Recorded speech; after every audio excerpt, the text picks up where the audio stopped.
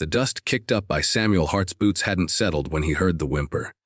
It came from behind the overturned wagon, barely audible over the wind that swept across the desolate stretch of Arizona territory. He'd been riding hard for 3 days, following the smoke that had led him to this scene of devastation. The Comanche had struck swift and merciless, leaving nothing but charred wood and scattered belongings in their wake. Samuel dismounted slowly, his weathered hands gripping the reins of his bay mare. At 52, he'd seen enough death to know its smell, and it hung heavy in the air like a promise of sorrow. The Hart Ranch stretched for thousands of acres behind him, but out here, 20 miles from civilization, it might as well have been on the moon. He'd built his empire with blood and sweat, losing his wife Margaret to fever 5 years prior, and his only son Thomas to a rattler bite just 2 winters ago. Now he rode alone, checking on the scattered homesteads that dotted his territory, offering protection where he could. The whimper came again, followed by a soft, shushing sound.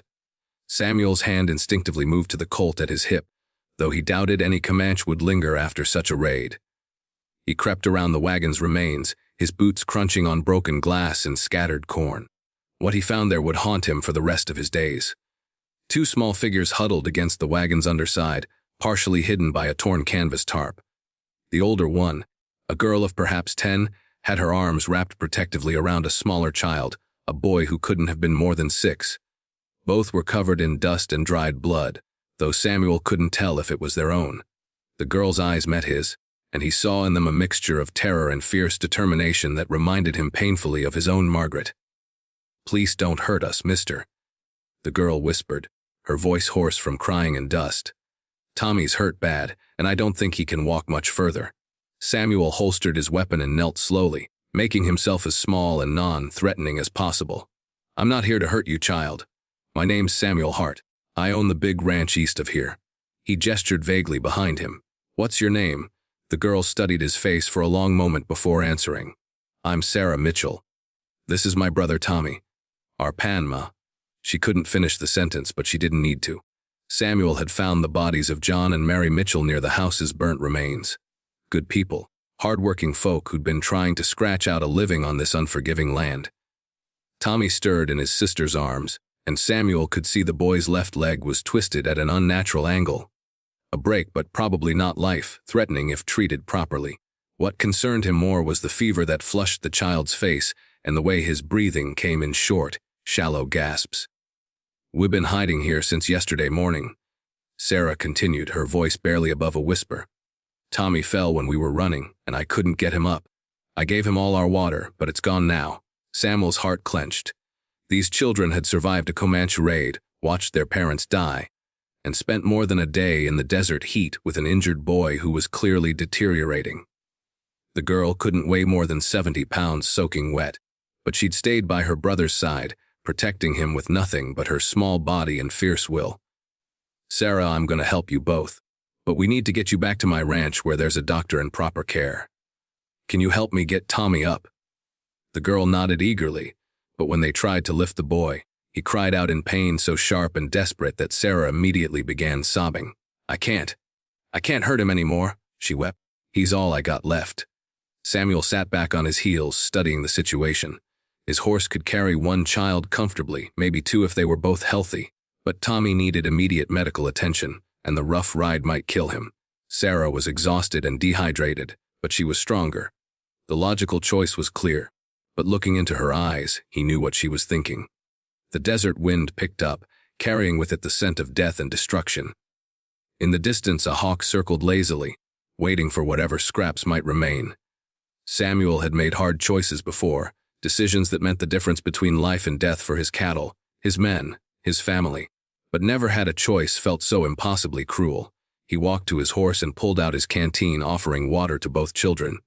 Sarah drank sparingly, then helped her brother take small sips. The boy's eyes fluttered open briefly, unfocused but aware enough to recognize his sister's presence. When he spoke, his voice was barely a whisper. "Can you take her instead of me?" Tommy asked, his small hand gripping Sarah's dress. "Sarah's smarter. She can help you on your ranch? I'm just going to slow everyone down." The words hit Samuel like a physical blow. This child, barely old enough to understand death, was trying to sacrifice himself for his sister. Sarah's grip on her brother tightened, and Samuel could see her own internal struggle playing out across her tear-stained face. She knew, as he did, that taking Tommy might mean losing them both on the treacherous journey ahead. "No, Tommy," Sarah whispered fiercely. "We stay together. We promised Mama we'd stay together." Samuel stood and walked several paces away, ostensibly to check his saddlebags, but really to compose himself. The sun was climbing higher, making the desert floor shimmer with heat waves. Every minute they delayed made the journey more dangerous.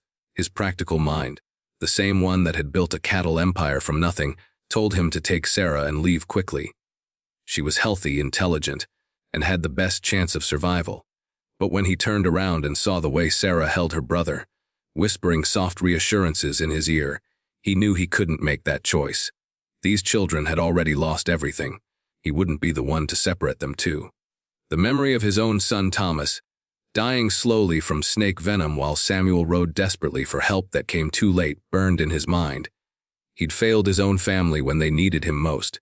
He wouldn't fail these children. "We're going to try something different," Samuel announced, walking back to them with purpose. "Sarah, I want you to listen carefully. My horse is strong, and we're going to put Tommy across the saddle in front, with you holding him steady. It'll be uncomfortable, but it's our best chance to get you both home." Relief flooded Sarah's face, but she was smart enough to see the concern in his eyes. "What about you, Mr. Hart? I'll walk alongside. It's only 20 miles and I've walked further in my time." He began unbuttoning his shirt, tearing strips from the fabric. "Help me splint Tommy's leg first. We need to make sure it doesn't get worse on the journey." Working together, they fashioned a crude but effective splint for the boy's broken leg using pieces of the wagon's frame and Samuel's torn shirt. Tommy drifted in and out of consciousness during the process, which Samuel took as both a blessing and a cause for concern. The fever was getting worse, and they were racing against time. Getting both children onto the horse proved challenging. The mare, a gentle beast named Belle who'd carried Samuel across thousands of miles of rough country, stood patiently while they arranged their precious cargo. Sarah sat behind the saddle, her thin arms wrapped around her brother's waist, while Tommy lay against the horse's neck, secured by Samuel's rope. It wasn't comfortable or particularly safe, but it was their only option. The journey that followed tested every ounce of Samuel's endurance. Leading Belle on foot across the rocky terrain, he found his thoughts drifting to the future he hadn't planned for. He'd assumed he would die alone on his ranch, perhaps found weeks later by his foreman Jim Crawford. The Hart name would die with him, and the ranch would be sold to pay debts and taxes. But now, with these two orphaned children depending on him, everything had changed. If they survived the journey, what then? He knew nothing about raising children, had no experience with their needs and fears. His ranch was a harsh place, built for hard men doing dangerous work. Margaret had softened those edges when Thomas was young, but she was gone now, and Samuel had reverted to the stern, solitary man the frontier had made him. Every few miles he stopped to check on Tommy and give Sarah water from his canteen. The girl never complained, though he could see exhaustion etching lines into her young face. Her devotion to her brother was absolute, and Samuel found himself thinking of his own childhood, growing up with two sisters on a farm in Kansas. They'd protected each other then, just as these children were doing now. The terrain grew rougher as they moved away from the attack site. Rocky outcroppings provided occasional shade, but the sun climbed relentlessly higher, turning the desert into a furnace. Samuel's shirt, already torn for bandages, stuck to his back with sweat. His legs began to ache, then burn, but he forced himself to maintain a steady pace. Behind him, Sarah sang softly to her brother, old hymns their mother had probably taught them, her voice clear despite her exhaustion. "Mr. Hart," she called during one of their brief stops. "Are there really doctors at your ranch?" "Doc Peterson comes by regular," Samuel replied, not mentioning that the man was more veterinarian than physician, though he'd patched up plenty of ranch hands over the years. "Hell know what to do for Tommy." The sun was directly overhead when Tommy began to convulse. Sarah screamed, and Samuel quickly lifted the boy down from the horse, laying him in the shade of a small outcropping. The fever had spiked dangerously high, and the child's breathing was becoming labored. Samuel had seen men die from infected wounds, and he recognized the signs. "Is he gonna die?" Sarah asked, her voice small and broken. Samuel met her eyes and made a decision that would define the rest of his life. "Not if I have anything to say about it." He lifted Tommy again, this time cradling the boy in his arms like he'd once held his own son.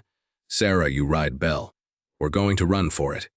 The final 10 miles became a blur of pain and determination. Samuel's legs burned as he forced himself to keep pace with the horse, Tommy's fevered body growing heavier with each step. Sarah rode behind him, constantly calling out encouragement and directions, proving herself wiser than her 10 years. When Samuel stumbled over loose rocks, she was there with water. When his pace slowed, she sang those soft hymns to keep him moving. His vision began to blur from exhaustion and dehydration, but Samuel pressed on.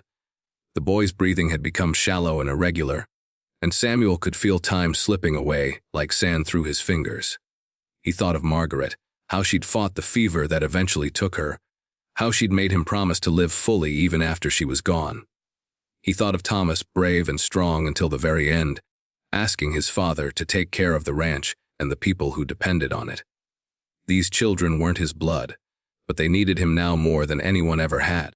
Sarah's unwavering loyalty to her brother, Tommy's selfless offer to be left behind, their courage in the face of unimaginable loss, they'd shown him what family really meant. Not just shared blood, but shared sacrifice. Not just love, but the willingness to fight for that love when everything seemed lost. The sun was beginning to set when they crested the final hill and saw the Hart Ranch spread out below them. The main house sat solid and welcoming, smoke rising from the chimney where Maria, his Mexican housekeeper, would be preparing dinner. The bunkhouse glowed with warm light as the ranch hands settled in for the evening. Cattle grazed peacefully in the near pasture, and Samuel could see Jim Crawford directing the evening activities with his usual efficiency. It was the most beautiful sight Samuel had ever seen, and for a moment he nearly collapsed from relief. They'd made it.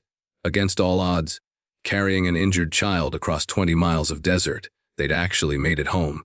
Jim Crawford spotted them first and came running with 2 other hands. His weathered face went pale when he saw Samuel carrying the unconscious boy, with Sarah still mounted on Belle but swaying with exhaustion. "Boss!" "What happened? Who are these kids? Get Doc Peterson out here now," Samuel gasped, finally allowing himself to stop. His legs nearly gave out as he transferred Tommy to fresher arms. "And tell Maria to prepare the guest rooms. These children are staying." The next few hours passed in a haze of activity. Doc Peterson, a gruff but skilled man who'd served as the ranch's unofficial physician for 15 years, worked on Tommy while Samuel sat with Sarah in the kitchen. Maria, who'd been with the family since before Thomas was born, fussed over the girl like a grandmother, feeding her soup and washing the dust from her dark hair. "The boy's got a bad infection," Doc Peterson announced when he finally emerged from the guest room, wiping his hands on a bloody towel. The break was clean enough, but something got into the wound. Maybe dirt from the desert, maybe something worse. "I've cleaned it out best I can and given him what medicine I have, but it's going to be touch and go for the next few days." Samuel nodded grimly. He'd expected as much. "And the girl, dehydrated and exhausted, but she's strong as a horse. Reminds me of someone else I know." The doctor gave Samuel a meaningful look. "These kids mean something to you already, don't they?" Before Samuel could answer, Sarah appeared in the doorway, wearing one of Maria's clean dresses that hung like a tent on her small frame. Her hair was braided neatly, and some color had returned to her cheeks, but her eyes held the same fierce protectiveness they'd shown in the desert. "Can I see Tommy now?" "Of course, child." Samuel stood and walked her to the guest room where her brother lay pale but breathing steadily. His leg was properly splinted now, and Doc Peterson had managed to bring the fever down slightly. "Doc says he's going to be fine, but it'll take time." Sarah climbed onto the chair beside the bed and took Tommy's hand. "I told him you were going to take care of us," she said quietly, not taking her eyes off her brother's face. "I told him we were going to be okay." Samuel felt something break open in his chest, a wall he'd built around his heart after losing his own family. "You were right to tell him that." Over the following days, as Tommy fought his way back from the brink of death, Sarah never left his side except when Maria physically carried her away for meals and baths. She read to him from Samuel's books, sang the hymns that seemed to calm his restless sleep, and talked constantly about their parents, keeping their memory alive in the sterile sick room. Samuel found himself drawn to check on them frequently, offering what comfort he could. He wasn't good with words of consolation. Margaret had always handled the emotional needs of their family, but he could provide practical help. He had Jim bring up a more comfortable chair for Sarah's vigil. He asked Maria to prepare Tommy's favorite foods for when the boy was strong enough to eat. He even rode to town to fetch additional medicine when Doc Peterson mentioned it might help. It was during one of these visits that Tommy finally spoke coherently for the first time since his fever had spiked. Samuel was sitting quietly in the corner, reading through ranch accounts while Sarah dozed in her chair when the boy's eyes fluttered open. "You came back for me?" Tommy whispered, his voice weak but clear. Samuel set aside his papers and moved closer to the bed. "Of course I did, but I told you to take Sarah instead. I told you I was just going to slow everyone down." The boy's eyes were bright with unshaded tears. "Why didn't you listen?" Samuel considered his words carefully. This child had been prepared to die so his sister might live, and deserved an honest answer. Because sometimes the hard choice isn't the right choice. Sometimes you have to find a third way, even when it seems impossible. Tommy was quiet for a long moment, processing this. "Sarah says you lost your family too. Your wife and your boy." "That's right. Do you think Mama and Papa would be okay with us staying here? If we can't go home anymore?" Samuel's throat tightened. "I think your parents would want you to be safe and loved. And I think they'd be proud of how you and Sarah took care of each other." "Sarah's the brave one," Tommy said softly. "She could have left me and been safe, but she stayed. Even when I told her not to." "You're both brave," Samuel replied. "Bravery isn't about not being scared. It's about doing what's right even when you are scared."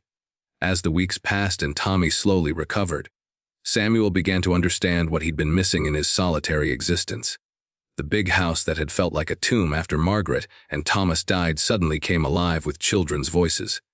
Sarah proved to have an intuitive way with animals, spending hours in the stables learning to care for the horses from Jim Crawford.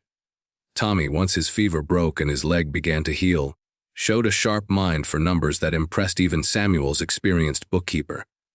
But it wasn't just their presence that changed everything.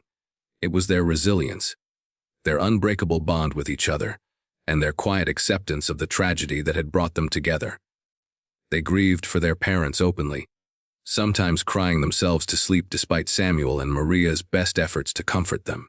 But they also embraced their new life with a determination that humbled the hardened rancher. One evening, about a month after their arrival, Samuel found Sarah sitting on the front porch, staring out at the sunset. She'd grown stronger and healthier. Her cheeks had filled out from Maria's cooking, but he could still see the weight of responsibility she carried for her brother. "You saved his life, you know," Samuel said, settling into the rocking chair beside her.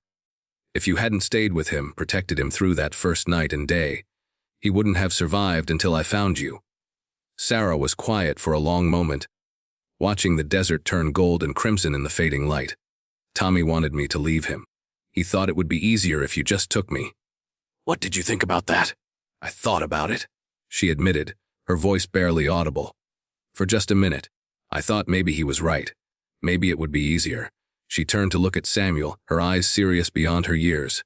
"But I couldn't do it. He's my brother, and brothers and sisters don't leave each other behind." Samuel nodded, remembering his own siblings, scattered now across the country but still connected by bonds that time and distance couldn't break. "You made the right choice, Sarah. You both did, Mr. Hart." Sarah hesitated, then continued. "Are we going to stay here, really stay, I mean? Tommy keeps asking." But I didn't know what to tell him. Samuel had been dreading and anticipating this conversation for weeks. He'd already spoken to his lawyer in town about adoption papers, had discussed with Maria about hiring a tutor for the children's education. But he hadn't yet made it official, hadn't yet asked the children themselves what they wanted. "Would you like to stay?" he asked carefully. "It would mean a lot of changes. You'd be Hart children, with my name and everything that comes with it. You'd help run this ranch someday, learn the business and the responsibility that goes with it. It wouldn't always be easy." Sarah's face lit up with a joy that made Samuel's heart ache with its intensity. "You mean it? Really? You want us to be your children?" "I mean it. If you'll have me as a father, I'd be honored to call you my daughter. Both of you." Sarah threw her arms around his neck, and Samuel held her tight. This fierce little girl who'd taught him that family wasn't just about blood. It was about choice, about standing by each other when everything else fell apart, about refusing to leave anyone behind even when logic demanded it. Later that night, when Tommy had healed enough to sit up for extended periods, Samuel gathered both children in the living room. The fire crackled in the hearth, and Maria had made hot chocolate that steamed in their cups. Outside, the desert wind howled, but inside the thick adobe walls they were warm and safe and together. "I want to ask you both something important," Samuel began, setting down his cup and looking at each child in turn. "Sarah and I talked earlier about you staying here permanently, becoming part of this family. But I need to hear from both of you how you feel about it." Tommy, still pale but with bright, alert eyes, looked at his sister before answering. "Would we still be Mitchells too? I don't want to forget Mama and Papa." "Of course," Samuel assured him, his voice gentle but firm. "You'll always be Mitchells. That's part of who you are. And it's important to remember your parents and honor their memory. But you'd also be Harts, which means you'd belong here, and this ranch would be your home and your inheritance." The boy considered this seriously, a habit Samuel had noticed he'd developed since his injury. Tommy had always been thoughtful, according to Sarah, but his brush with death seemed to have made him even more careful with his words and decisions. "Sarah says you could have just taken her and left me in the desert," Tommy said finally, his young voice steady. "She says most people would have, because I was slowing everyone down." Samuel felt his throat tighten with emotion. "What do you think about that?" "I think you're not most people," Tommy replied without hesitation. "And I think if you'd left me behind, Sarah would have found a way to come back for me anyway. She's stubborn like that." Sarah laughed, the sound bright and clear in the warm room. "I am not stubborn. You are too," Tommy protested with a grin, and for a moment they were just normal children again, bickering like siblings everywhere. It was the most beautiful sound Samuel had ever heard, full of life and hope, and the kind of innocent joy he'd thought was lost to him forever. "So is that a yes from both of you?" Samuel asked when their laughter died down. Both children nodded eagerly, and Samuel felt the last pieces of his broken heart finally click back into place. He'd lost his first family to circumstances beyond his control, but he'd been given a second chance with these brave children who'd survived the unthinkable and taught him what love really meant. The adoption papers were signed 6 months later, on a bright spring morning when the desert was actually blooming with unexpected wildflowers. Judge Harrison, an old friend of Samuel's who'd served the territory for 20 years, made the ceremony as formal and meaningful as possible, explaining to Sarah and Tommy what it meant to take the Hart name and become legal heirs to one of the largest ranches in Arizona. The whole ranch community attended the ceremony in town. Jim Crawford stood as witness, his normally gruff demeanor softened by genuine emotion. Maria wept openly, having grown to love the children as if they were her own grandchildren. Even Doc Peterson attended, grumbling about sentiment but staying for the entire proceedings. But for Samuel, the real moment had come much earlier, on that desperate afternoon when he'd made the choice to take both children rather than choose between them. It was the moment when he'd realized that some decisions aren't about logic or practicality or even survival odds. They're about what kind of person you want to be when everything is stripped away except your conscience and your heart. Standing in the judge's chambers, watching Sarah and Tommy sign their names with careful precision, Samuel thought about the question that had started it all. Can you take her instead of me? The boy had been prepared to sacrifice himself for his sister, just as she'd been prepared to die beside him rather than abandon him to his fate. In the end, Samuel had discovered there was a third option, one that required more courage and faith than either of the others. He'd chosen to save them both, to bet everything on the possibility that love and determination could overcome impossible odds. It was the best decision he'd ever made. Years later, when Sarah had grown into a formidable woman who could run cattle as well as any man and handle the ranch's business with shrewd intelligence, and Tommy had become their operations manager with a head for numbers that had doubled their profits, Samuel would often sit on his porch and watch the sunset paint the desert in shades of gold and crimson. He'd think about that day when he'd found two terrified children hiding behind a burned wagon, and how their courage had saved him just as much as his decision had saved them. The Hart Ranch had thrived under the care of all three of them, growing from a successful cattle operation into a true empire that stretched across 3 counties. But more importantly, they'd built something that transcended business or property or even blood.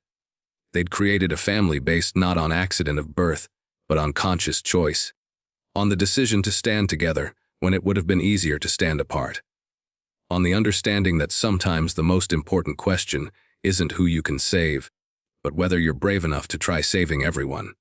Sarah married Jim Crawford's son eventually, a good man who understood that the ranch came first and that family loyalty was not negotiable.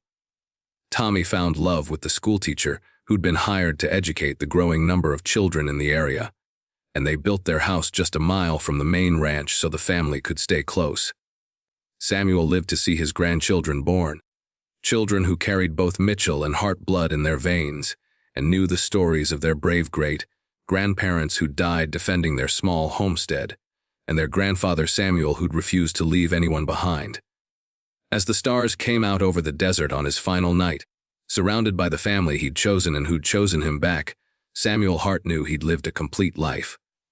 He'd been a successful rancher, a respected member of his community, and a man who'd built something lasting that would continue long after he was gone. But his greatest achievement wasn't measured in acres or cattle or gold. It was the moment when faced with an impossible choice, he'd found the courage to create a third option. To refuse the logic that said he could only save one child, to believe that love and determination could overcome any obstacle, even when the odds seemed hopeless. The last thing he saw before closing his eyes forever was Sarah and Tommy, now grown with children of their own, sitting on the porch steps and telling stories to the next generation. Stories about courage and sacrifice and the unbreakable bonds of family. Stories that would be passed down through generations of hearts, reminding them that sometimes the most important thing you can do is refuse to leave anyone behind, no matter what the cost.